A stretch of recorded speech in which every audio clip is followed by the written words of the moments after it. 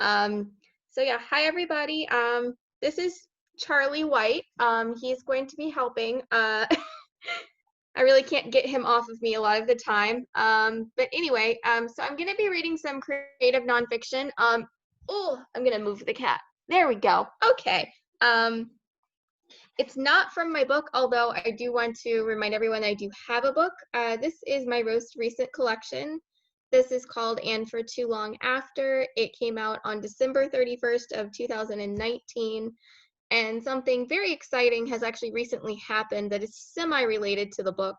I worked on this book during graduate school, and my thesis advisor for this collection for my MFA thesis, Luisa Igloria, was just named Poet Laureate of Virginia. So I'm super excited about that. And I looked at the records for Virginia Poet Laureates. I'm pretty sure that she is the first Filipina American Virginia Poet Laureate. So that's pretty awesome too. I'm always happy to see like an increase in diversity in these honorary titles. So anyway, now that I've gone through announcement, I will go ahead and read this short piece of nonfiction, which is from what I'm hoping will eventually be a full-length memoir dealing with the time period in my life where I lived in South Texas.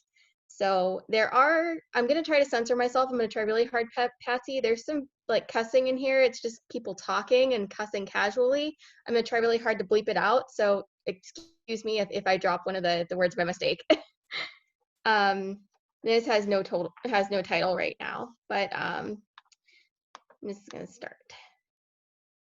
We ended up shooting pool at Creasy's Bowl because the bar wouldn't let us in. Creasy's was pretty pathetic on Friday nights. Lots of middle-aged people and church families bowling. They had a few older arcade games and a pool table. We didn't want to drink, and somebody told us the bar would let us in if it was just to play pool. None of us were over 21, or even over 17. The bouncer told us no straight up. We walked back across the street to where I'd parked my Mazda in front of a big warehouse. We'd seen another car parked there and they went into the bar, so we figured it was cool. Buck got into the front seat. Beef and Kitty got in the back. It was 9 p.m. on a Friday night and we were downtown near the train tracks. It wasn't really a parking lot, just a row of spaces facing a building off the street. When you backed out, you were backing right into the road.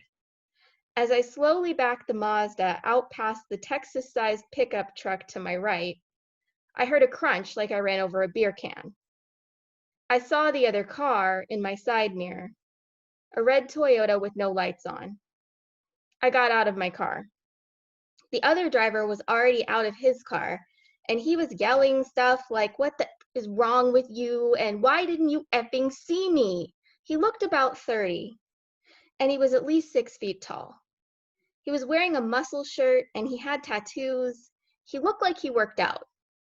I was just shy of 5'2", 127 pounds, and took Taekwondo, but hated the class on street fighting.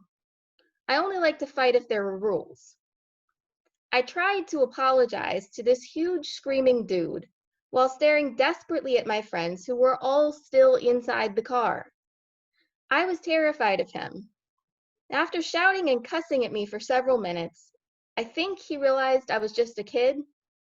Or maybe he thought I'd call the police and he had a reason for not wanting police there. Either way, he suddenly stopped yelling, said, "It's whatever," and got back in his car.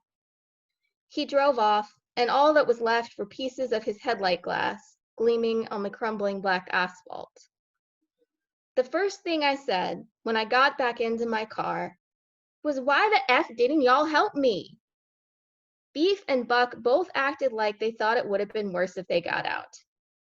I didn't see how leaving me here alone with the huge shouting guy was so great to begin with. Call me a bad feminist, but I thought male friends were supposed to stand up for you, especially if you're a girl. Maybe if my friends weren't social pariahs like myself, they would have stood up for me, I thought. But I knew Buck especially was way too sensitive for reality. I could handle more than he could, and I couldn't handle crap. So I let it go. and we started thinking of where else we could go to shoot pool.